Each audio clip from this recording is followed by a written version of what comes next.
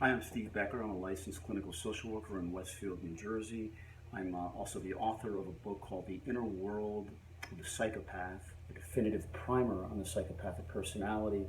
My book is available on Amazon. I'd encourage you to check it out. It's gotten great reviews. It's a very non-clinical but quite thorough description and depiction of psychopaths and psychopathic personality. A psychopath, sociopath, these are terms that are often used sort of interchangeably. I make no distinction between the two. I choose to use the word psychopath when I describe these personalities. What is a psychopath? A psychopath or sociopath, but we'll call them psychopaths, are people who have histories, patterns, across their histories of violating others, violating boundaries, violating other space, security, without remorse. Essentially, that really simplifies in a pretty accurate way what a psychopath is. It's not a one-time offender or violator of someone else. It's someone whose mentality is to sort of self-license selectively at their whim, or perhaps something more planned or calculated, but in either case, it's someone who licenses him or herself and has as a pattern of violating others harmfully and knowingly harmfully without remorse. That essentially captures the essence of the psychopathic mentality. This is just another of many videos that I'm making on the subject of psychopathy, or the study and nature of psychopathic personality.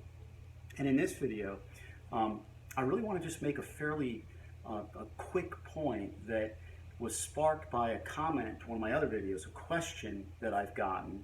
And I think it's a great question, which is the fairly common experience of clients in therapy whose therapists, for one reason or another, don't appear to either understand or validate the client's experience of being involved with a psychopath. So I frequently get questions, my therapist doesn't seem to understand that I'm really with a psychopath. How do I convince my therapist that I'm with a psychopath? These are clients and some of my viewers who pose this question to me. And I'm going to subsequently do a video on distinguishing psychopathic people from just your garden variety jerks. Most people are capable of doing some really bad, harmful things, but how do we differentiate psychopathic personality from the rest of us who can sometimes behave inexcusably and really harmfully? The question, how do I convince my therapist that I'm dealing with a psychopath, sort of raises the question in general of a particular individual's concept and understanding of what does differentiate a psychopathic person from somebody who is just capable of being harmful and abusive.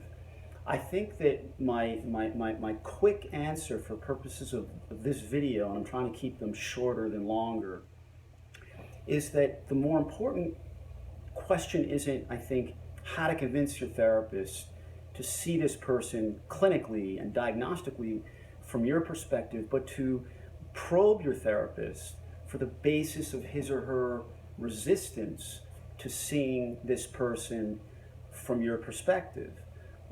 Is it because your therapist in fact lacks knowledge of psychopathy, psychopathic personality, or because your therapist in a particular case may feel that you're describing an individual who doesn't meet the criteria, or at least their criteria, for what constitutes a psychopath?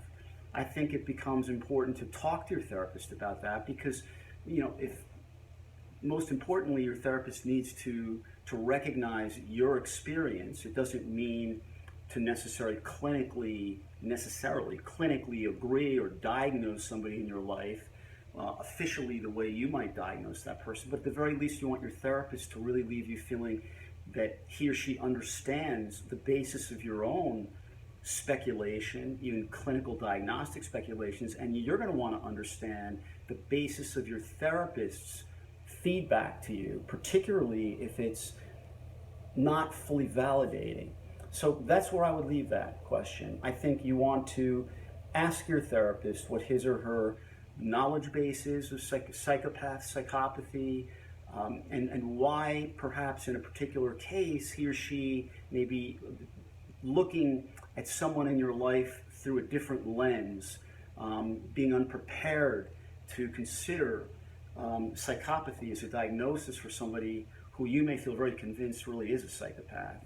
So, just to summarize, I think in a case like this, what becomes more important really is your relationship with your therapist. You want your therapist to appreciate your perspective. If he or she doesn't see your perspective clinically the same way, you want to understand why that's the case.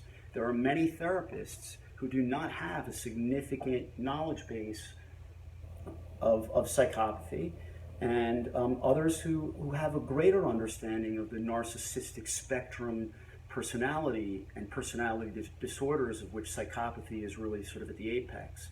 So this is my sort of tentative response to a terrific question from a viewer of mine, and I may revisit this question again, and also do a video and a blog. My blog is unmaskingthepsychopath.com, www.unmaskingthepsychopath.com.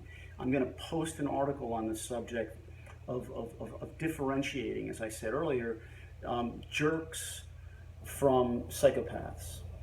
So I hope this was helpful. I will see you soon with another video. Thanks.